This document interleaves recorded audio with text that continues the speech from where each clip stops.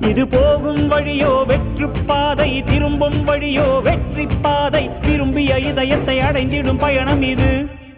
கடல் தாண்டும் பறவைக்கெல்லாம் வழியில் மரங்கள் கிடையாது. ஆனாலும் கண்டம் தாண்டும் சிறகுகள் வலிக்காது. மலையேறும் எறும்பின் கால்கள் வெயிலை மிதித்து உடையாது. மனதோடு காதல் வந்தால் மனிதா தடையேது.